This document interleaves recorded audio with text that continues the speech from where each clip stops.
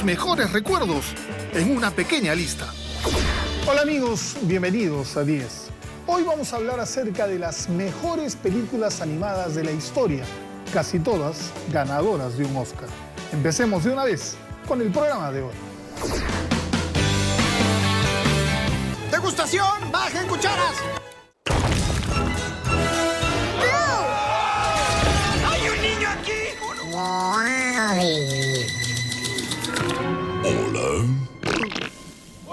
¡Quiero mover el bote! Yo soy tu amigo fiel. 17 años han pasado desde que la primera película animada por computadora fue estrenada en cines, ante el asombro de miles de espectadores.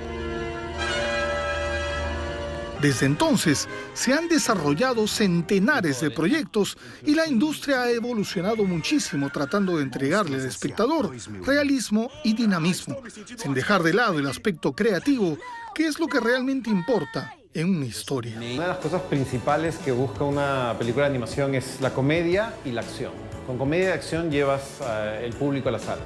En esta carrera por ser el mejor y el más original, varios son los estudios que afilan cada vez más sus espadas para la dura contienda, siendo Pixar, Disney, DreamWorks, Blue Sky y Sony los que más estrenos sustentan y más dinero invierten en este género. Pixar, por animador, por personaje, un solo personaje, se demoran una semana para animar entre 1 a 2 o máximo 3 segundos por semana. Si tú tienes 4 personajes en escena, se demoran un mes para animar entre 1 a 3 segundos. Si hacemos un repaso por la historia de la animación, muchos títulos han marcado pautas para posteriores cintas y otros son simplemente olvidables.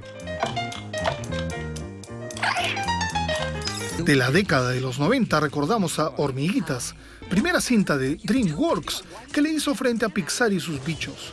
Una aventura en miniatura. Ya iniciando el nuevo milenio, Disney Animation lanzó Dinosaurios y desde entonces los estrenos se hicieron más frecuentes y los diferentes estudios fueron presentando historias más atractivas como Chicken Little,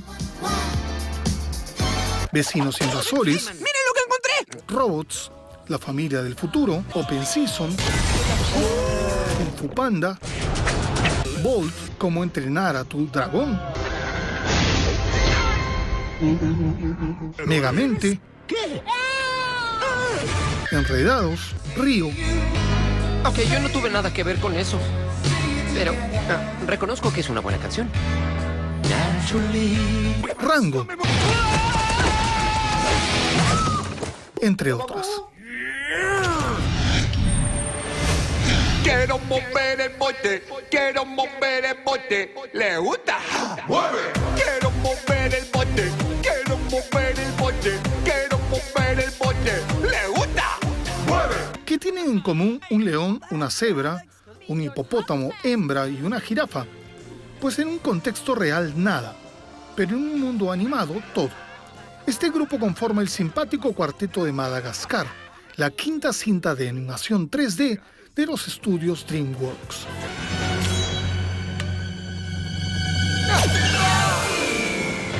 La idea partió de dos conceptos. Los directores de DreamWorks Animation querían hacer una historia sobre unos animales del zoológico que son sacados de su mundo para terminar en una jungla salvaje. Por otro lado, los directores Eric Darnell y Tom McGrath habían estado realizando un proyecto basado en la parodia de A Hard Day's Night de los Beatles y que tenía como protagonista a 4 pingüinos. Por favor, señores, ¿acaso tengo que explicarles todo? Tras cancelarse, los directores fueron convocados para dirigir Madagascar y convirtieron a su cuarteto de palmípedos en Alex, Martin, Gloria y Melman.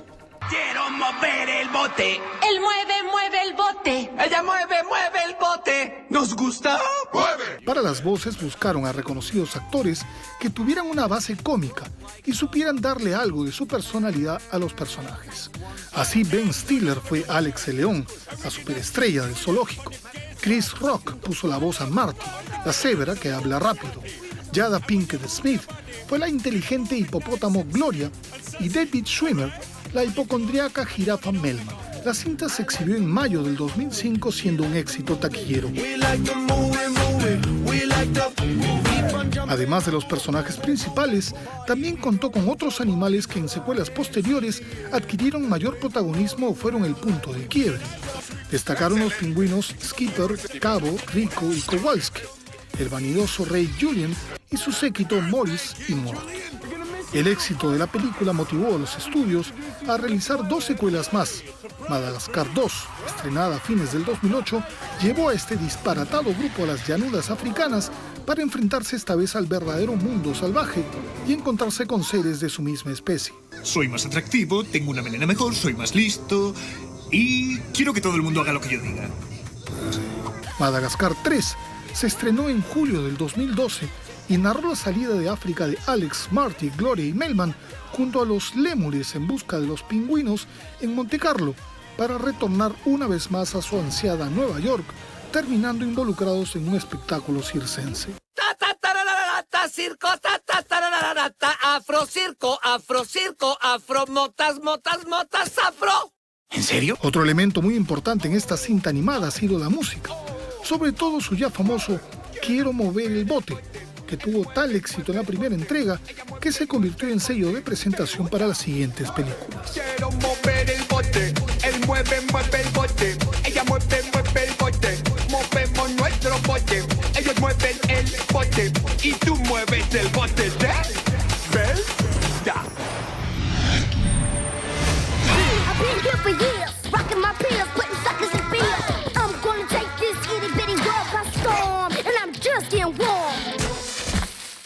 Con un gran mensaje ecologista enmarcado en una cinta con mucha música y ritmo, en el 2006 se estrenó Happy Feet, El Pingüino, una película australiana que contó con las voces de reconocidas estrellas y que se llevó el Oscar en el 2006, derrotando al poderoso Disney.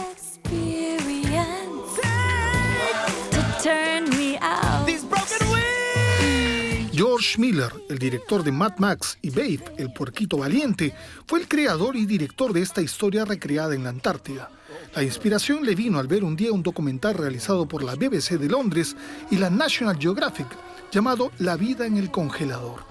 Happy Feet relata la historia de Mumble, un pingüino emperador que, como es la costumbre de su especie, debe saber cantar para encontrar pareja. Pero lamentablemente él es un pésimo cantante y es solo en el baile donde sobresale. La historia trata de resaltar valores como la amistad, el amor y el creer en sí mismo. Pero además nos demuestra de cómo la mano del hombre amenaza el equilibrio de muchas especies al destruir su medio ambiente. El director reclutó a varias estrellas conocidas para dar voz a los personajes de la película. El recordado Frodo Elijah Wood le dio vida a Mumble. La desaparecida Brittany Murphy interpretó a Gloria, la pingüino de la que Mumble se enamora, papel en el que demostró además que poseía una buena voz al cantar Somebody to Love de Queen.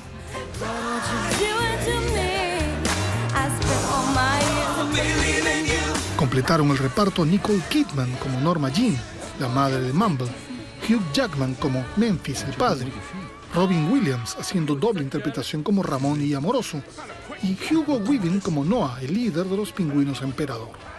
Al tratarse de un pingüino bailarín, la cinta contó con canciones conocidas como Boogie Wonderland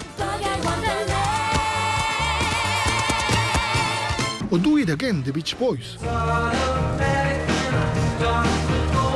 Al principio a Miller se le ocurrió hacer Happy Feet con animales reales al estilo de Babe, pero era muy difícil encontrar pingüinos que bailaran.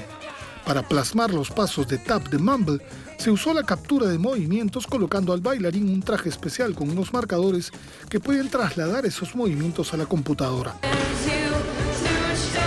La cinta se hizo de varios premios como un Globo de Oro por Mejor Canción Original y un BAFTA y un Oscar por Mejor Película de Animación, derrotando a su máximo competidor, la cinta de Disney Cars. Deberás disculparte o voy a romperte la nariz. En el 2011 se estrenó la segunda parte de la cinta, que además de contar una vez más con Elijah Wood y Robin Williams, también tuvo a Hank Azaria, la cantante Pink, y Matt Damon y Brad Pitt como dos simpáticos Kree que protagonizaron una divertida historia paralela dentro de la película. Vamos a la primera pausa del programa y volvemos con la era del hielo, Toy Story, Up, Shrek y mucho más aquí en 10. Ya regresamos. las mejores películas animadas de la historia.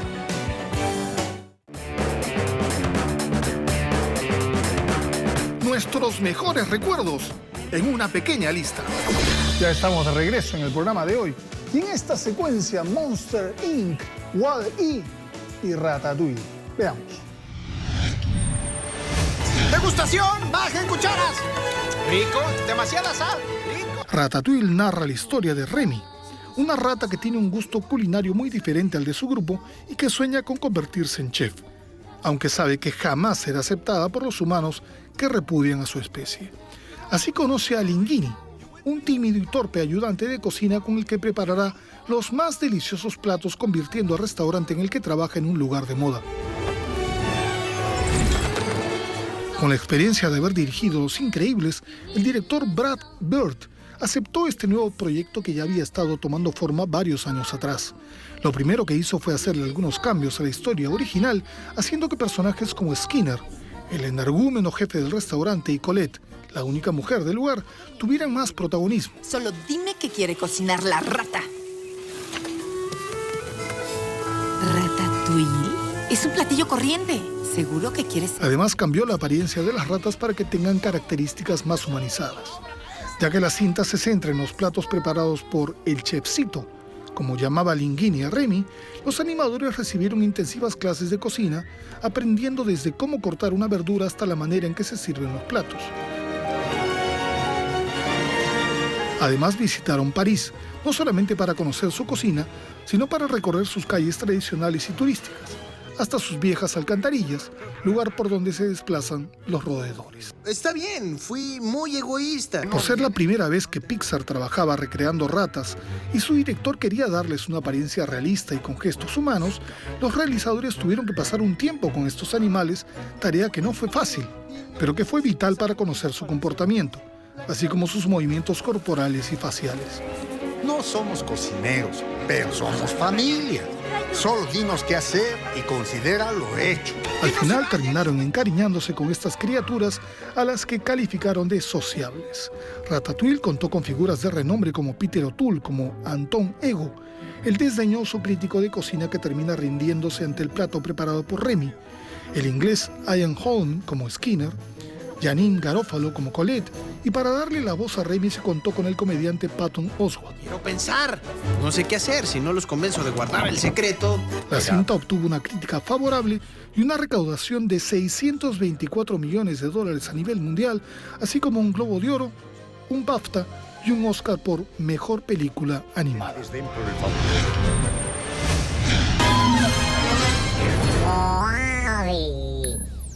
Una vez más, los estudios Pixar nos sorprendieron en el 2008 con la increíble historia de amor interespacial de un tierno robot. Dotada de humor, aventura, romance y un trasfondo ecológico, Wall-E se convirtió en otro éxito taquillero y en un extraordinario relato animado. Wall-E significó una arriesgada puesta en escena de los estudios Pixar, debido a que por la ausencia de diálogos durante los primeros 40 minutos, no se sabía cuál podía ser la reacción del público. Pero la gente comprendió que este silencio vocal era el hilo conductor de la historia, pues Wall-E, que es un robot recolector de basura, nos introduce poco a poco a su mundo solitario y rutinario, pero lleno de detalles que valen más que 1000 palabras. Luego conoce a Eva, un robot moderno, que despierta en el tierno Wall-E sentimientos de temor y amor al mismo tiempo, y se va narrando cómo estos personajes se van compenetrando. El aclamado director de Buscando a Nemo, Andrew Stanton, fue el encargado de transportarnos al mundo de Wall-E y Eva, un mundo en el que la Tierra está desolada y los seres humanos se han convertido en seres obesos y sin vida propia.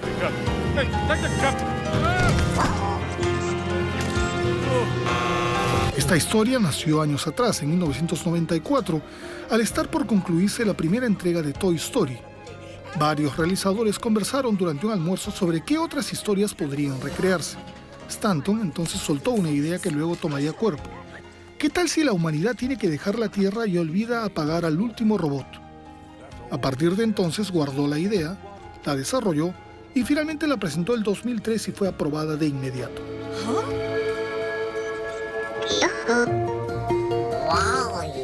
A pesar de que para entonces los recursos técnicos en películas de animación permitían desarrollar una cinta como Wall-E, este fue uno de los proyectos más difíciles para Pixar después de Monster Inc.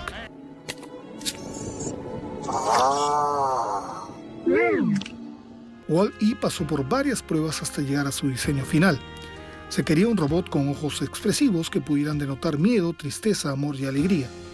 Para diseñar a Eva, la que debía verse como un robot de última tecnología, solicitaron la ayuda del diseñador del iPod, Jonathan Ive, y para hacer a los humanos obesos se inspiraron en los leones marinos.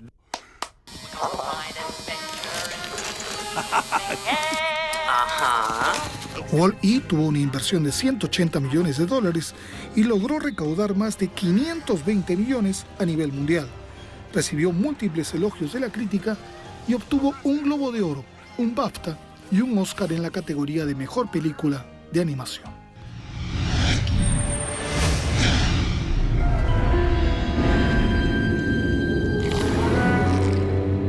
Cuando llega la noche y es hora de ir a dormir, seres extraños ingresan a las habitaciones de todos los niños del mundo para asustarlos y arrancarles un grito desgarrador.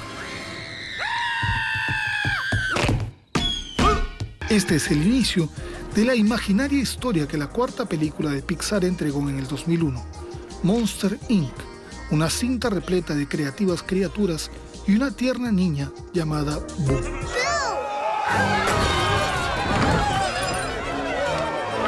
El director Pete Docter empezó a estudiar varias ideas para el que sería su siguiente proyecto.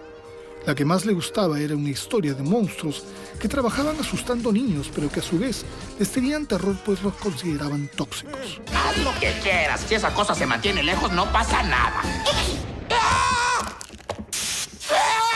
Monster Inc. posee cientos de personajes inexistentes, lo que por un lado daba grandes posibilidades creativas, pero también significaba un reto pues no existían referencias reales.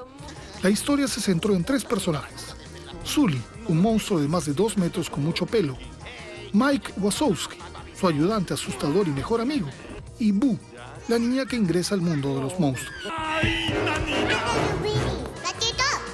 Los realizadores tuvieron que estudiar el pelo de llamas, búfalos, osos, cabras y ovejas para crear a los diferentes personajes peludos de la historia, sobre todo el de Sully, que además de tenerlo largo y abundante, debía estar expuesto a cambios climáticos.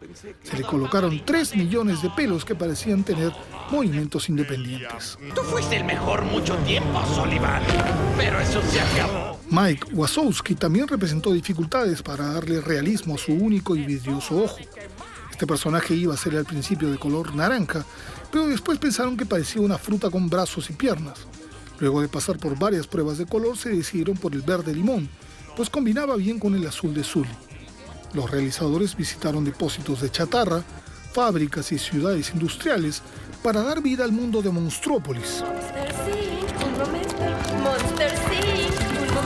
Los actores convocados fueron John Goodman como Sully, Billy Crystal como Mike Wazowski, Steve Buscemi como el villano Randall y James Coburn como Henry Waternoose, el jefe de la fábrica de sustos. Quiero asustadores de confianza, tenaces. La cinta estuvo nominada al Oscar en la categoría de Mejor Película Animada, pero perdió ante Shrek y tuvo que conformarse con el galardón a la Mejor Canción Original.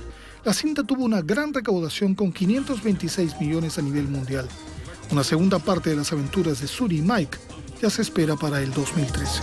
Las 3 que acabamos de revisar, grandes películas temas.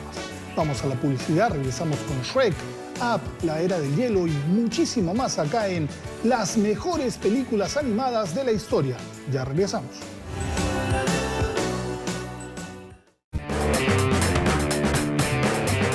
Nuestros mejores recuerdos en una pequeña lista. Ya estamos de regreso con las mejores películas animadas de la historia y en este bloque, Up, La Era del Hielo y Buscando a Nemo. Veamos. Oye, niño, ¿tienes nombre? Nemo. Soy Nemo. Los estudios Pixar volvieron a maravillarnos en el 2003 con Buscando a Nemo, una cinta de aventuras, disparatados personajes y diálogos creativos. Eres un pez payaso. Simpático, ¿no? Dinos un chiste. Sí. Aunque con un inicio dramático, tal vez demasiado para una cinta con un gran público infantil, la película narra la historia de Marlin, un pez payaso y su hijo Nemo, que harto de ser sobreprotegido lo desobedece en una orden y es capturado por un buzo. A partir de entonces, Marlin emprenderá una incansable búsqueda por el océano, encontrándose en el camino con Dory, un neurótico pez con problemas de memoria. ¡Se fue hacia allá! ¡Sígueme! Espera, espera. ¿Qué te sucede? ¿Ya habías dicho hacia dónde se dirigía? ¿Así? Dirigida y escrita por Andrew Stanton, la historia de Nemo nace cuando en los 90 este visitó el mundo marino y pensó que era un escenario con muchas posibilidades. Cuando pensó en la trama se inspiró en su relación con su hijo y en los sobreprotectores que suelen ser los padres. Precaución. De mi aleta, de mi aleta. Los realizadores tuvieron que recrear una atmósfera submarina realista y hacer las texturas de peces, medusas, aves, tortugas y plantas marinas. Además recibieron el asesoramiento de estudiosos y vieron Tiburón, La Sirenita o Pinocho, que tiene una escena dentro de una ballena muy parecida a la de Buscando a Nemo. ¡Vámonos, Dory! ¡Vámonos! Otro reto fue inventarles gestos a los peces. Teniendo en cuenta que estos animales solo mueven la mandíbula, tuvieron que tomarse licencias como hacerles cejas y mejillas para darles expresividad.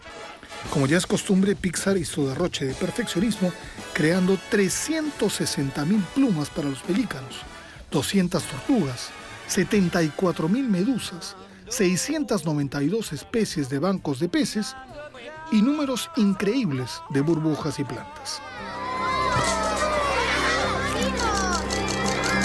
La historia de Buscando a Nemo se destaca por contar con personajes que, ya sea que permanecen a lo largo de la cinta o solo aparecen por poco tiempo, resultan memorables y cada uno de ellos representa una historia dentro de la historia. Están el trío de escualos liderados por Bruce, que resultaron ser vegetarianos con su lema «Los peces son amigos, no comida». ¡Los peces son amigos, no comida! O las longevas tortugas que enseñan a Marlin a relajarse y tomar la vida con optimismo. ¡Choque! O los amigos de la pecera, donde llega Nemo, cada cual más raro que el otro con características que van de lo obsesivo-compulsivo a lo esquizofrénico. ¿De dónde eres? Yo vengo del océano. ¡Ah, el océano! ¡El océano! ¡Ah! Pero quien se llevó las palmas fue la entrañable Dory, un entusiasta pez con amnesia muy sociable y noble que hasta hablaba cetáceo para comunicarse con las ballenas. ¿Qué estás haciendo? ¿Qué estás haciendo? ¿Segura que hablas cetáceo? Buscando a Nemo recibió grandes elogios de la crítica y tuvo una recaudación de más de $630 millones con un costo de producción de 92 millones. Hola. Una vez más, los estudios se hicieron de varios premios, entre ellos el Oscar a la mejor película animada del 2003. Una segunda parte de esta película ya se está preparando y su estreno está programado para el 2016.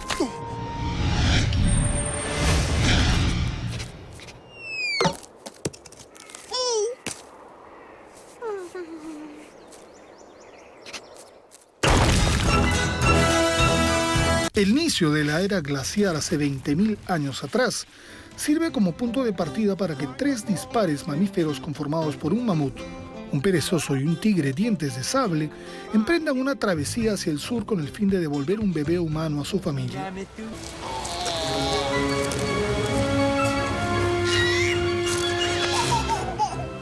Dirigida por Chris Wedge y Carlos Saldaña, La Era de Hielo se estrenó en el 2002 con una excelente respuesta del público que la colocó entre sus favoritas.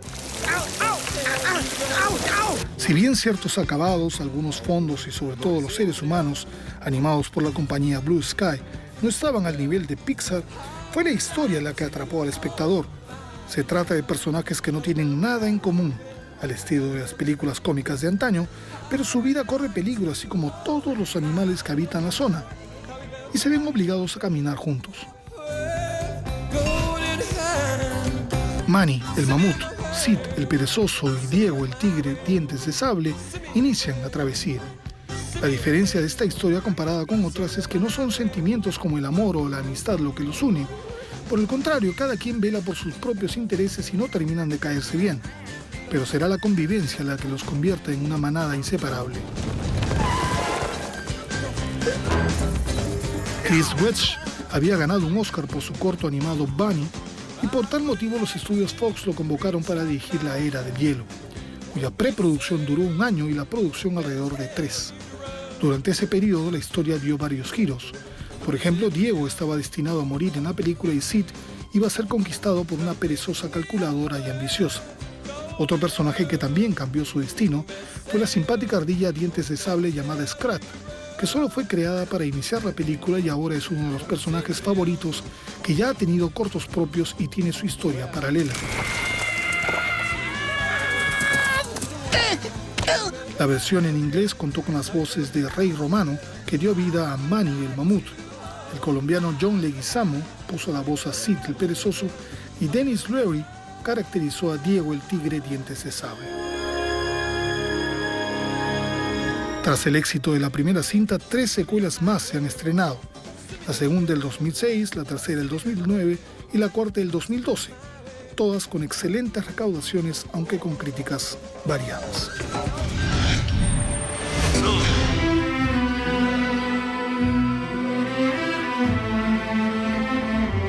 Es hasta hoy la tercera cinta de Pixar con mayor recaudación en la taquilla y en su momento la primera película de animación 3D nominada a Mejor Película. Alabada por la crítica, Up, una aventura de altura, es una conmovedora historia de un anciano que se niega a olvidar sus sueños y un niño que empieza a construir los suyos. ¡La aventura nos aguarda! Dirigida por Bob Peterson y Pete Docter, Up se estrenó en el 2009 tras 4 años de nacer en la imaginación de Docter. La historia inicia con Carl Fredricksen de niño, sus sueños de viajar por el mundo y su encuentro con una excéntrica Ellie, que años después sería su esposa. Ambos albergan el sueño de ir a Cataratas del Paraíso, pero sus problemas económicos impiden que se realicen sus planes, hasta que finalmente Ellie muere. La historia se traslada entonces a un Carl sombrío, renegón y solitario, que luego de un altercado es obligado a pasar el resto de su vida en un asilo. ¿Cómo está, señor Fredricksen? ¿Está usted listo? Quisiera darle un último adiós a esta vieja casa. Claro. Para escapar de ese destino, ata a su casa millones de globos inflados con helio y emprende un viaje hacia sus soñadas cataratas sin percatarse que el pequeño Russell va con él.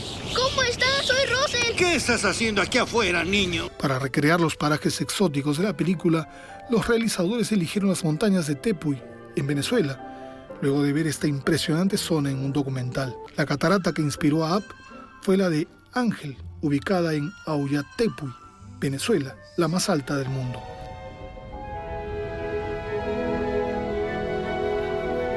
Los personajes también fueron inspirados en diversas referencias. Para crear el ave exótica llamada Kevin se inspiraron en el monal del Himalaya, cuyas plumas tornasoladas son muy coloridas. Para crear al viejo Carl se inspiraron en Spencer Tracy y Walter Matthau, cuando personificaban a ancianos gruñones pero que se hacían querer. Para las voces, los veteranos Edward Ansner y Christopher Plummer personificaron a Carl y al explorador Charles Mons, respectivamente. ¡La aventura nos aguarda! ¡De verdad es él! La voz de Russell la puso un niño llamado Jordan Nagel, que fue elegido entre 400 candidatos. Lo curioso es que Jordan solo fue al casting para acompañar a su hermano, pero al verlo Pete Docter lo animó para que hiciera la prueba. Los mismos directores, Peterson y Docter, hicieron también algunas voces. Peterson fue Doc, el simpático perro parlante, y Docter hizo los ruidos del ave Kenning. La cinta recaudó en su estreno más de $731 millones y se llevó 2 Oscar, Mejor Banda Sonora y Mejor Película de Animación. Up, qué buena película. Vamos a la pausa y regresamos con lo que es obvio. Shrek, Toy Story y un plus con sabor nacional. Ojo, las películas animadas peruanas son de lo mejor de Sudamérica, no se olviden. Ya venimos, no se muevan. Las mejores películas animadas de la historia. Nuestros mejores recuerdos en una pequeña lista. Ya estamos en la recta final del programa, en el número 2 de esta lista, Shrek.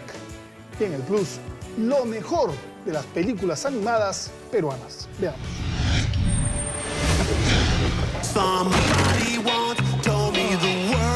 En el 2001, una película de animación 3D cambió por completo el esquema tradicional de los cuentos e historias animadas.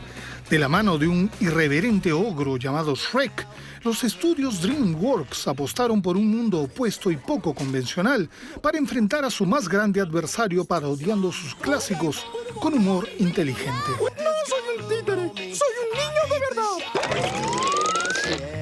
5 chelines por el juguete poseído. Inspirado en el libro infantil ilustrado homónimo, escrito por el caricaturista William Steig, la historia de Shrek entusiasmó a Steven Spielberg, quien adquirió los derechos en 1991. Pero pasaría mucho tiempo para que pasara a ser un proyecto concreto. DreamWorks, que hasta entonces no había realizado nada en animación 3D, tenía temores de dar ese gran paso, por lo que Shrek fue tomado como un proyecto experimental que avanzó con lentitud y que incluso se detuvo por algún tiempo. Una vez aprobado, lo primero que se hizo fue cambiar el aspecto que el ogro tenía en el libro, pues era demasiado grotesco y le fueron dando una apariencia más aceptable y hasta adorable. De veritas, de veritas. Pero el éxito de Shrek radicó en mucho más que solo en lo estético.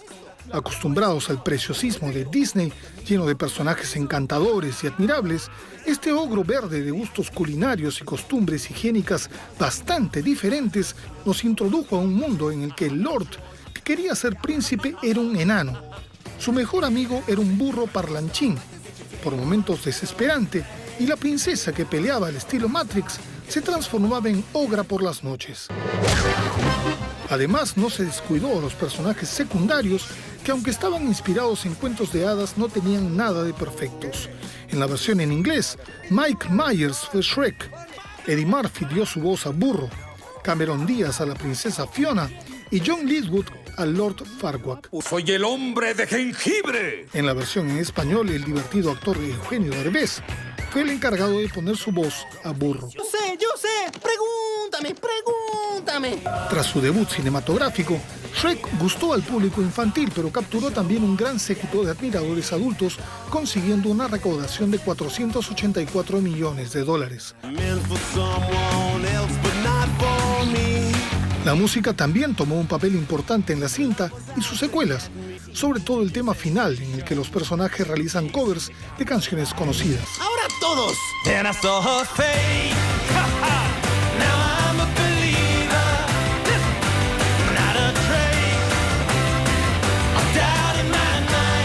Shrek inauguró la categoría de Mejor Película de Animación, obteniendo un Oscar.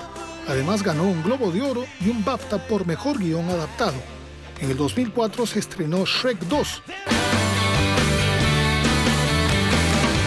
En el 2007, Shrek 3 y en el 2010, Shrek para siempre.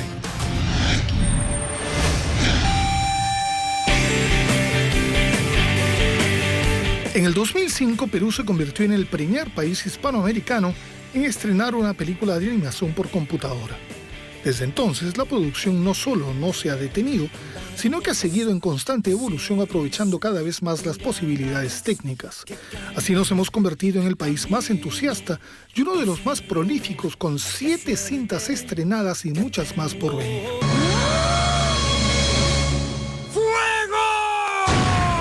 Con Piratas en el Callao de los estudios Alpamayo, el Perú pudo abrirse un nuevo camino difícil de conquistar, pero de amplias posibilidades. Si bien fue un inicio con marcadas carencias técnicas, su importancia como pionera del género en territorio nacional es meritoria.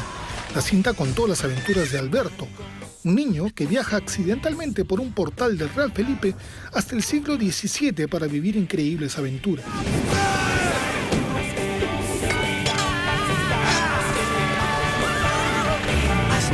Eduardo Schutt dirigió también el siguiente año Dragones, Destino de Fuego, que narra la historia de John John, un pequeño dragón criado por cóndores que tendrá que ir en busca de su identidad perdida.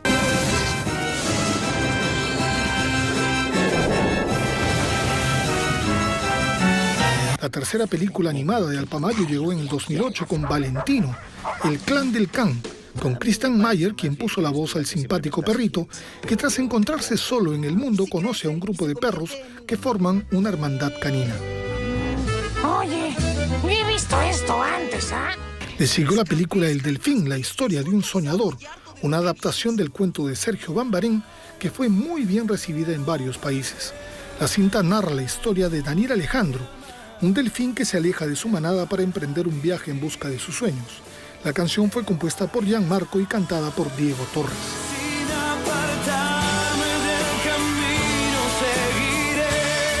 En esta segunda década del nuevo milenio, 3 cintas más han sido estrenadas, 2 dirigidas por el pionero de la animación por computadora, Eduardo Schutt, como son Lars y el misterio del portal, estrenada en el 2011,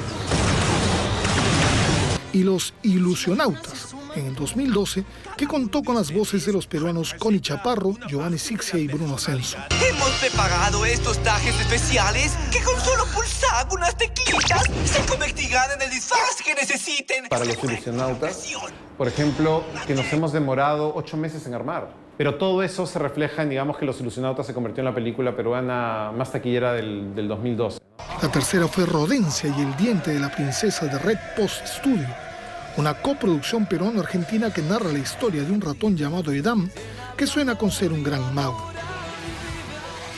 Tras un fructífero recorrido de las cintas de animación 3D realizadas en el Perú, van tomando fuerza y mucho dinamismo. Fuiste el héroe de nuevo, Woody. Eres mi alguacil preferido. Yo soy tu amigo fiel. En el cine existe un exclusivo grupo de películas que representan el inicio o fin de una era. Si hablamos solo del cine de animación, 2 cintas han marcado un hito.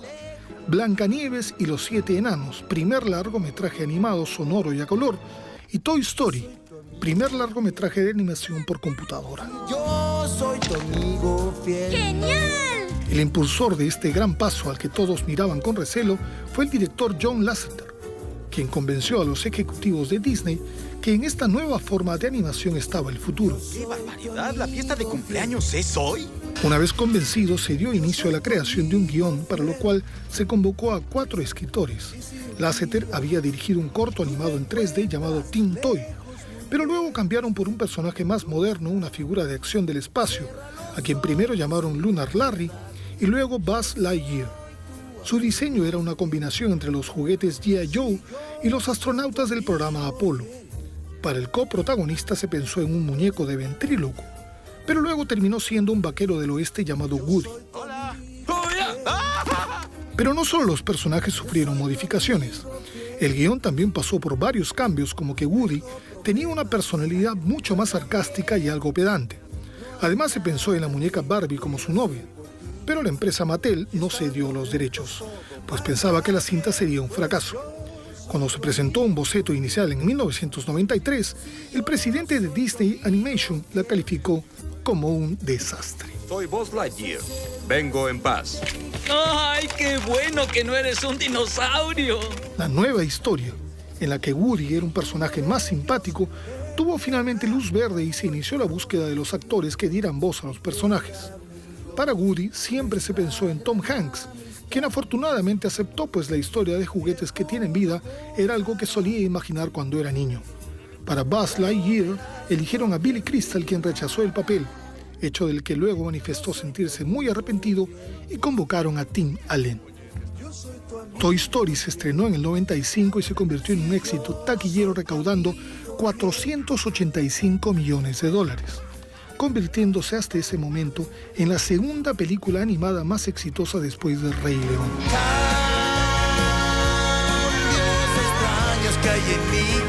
Cuando se inició la producción de la secuela, su estreno estaba pensado solo para video, pero al ver que la historia tenía gran potencial, decidieron estrenarla en el 99, consiguiendo una vez más las palmas unánimes de la crítica, que la consideró superior a la primera. Con una valla tan alta, la tercera parte de Toy Story tardó más de 10 años en llegar a los cines. El resultado fue una historia magistral, con mucha emoción y momentos conmovedores. Toy Story 3 se convirtió además en la película más taquillera del año y en la cinta de animación más taquillera de la historia, con $1.063 millones recaudados. La crítica colocó a Toy Story como una de las mejores trilogías del cine de todos los tiempos. Bueno amigos, esto fue todo por hoy.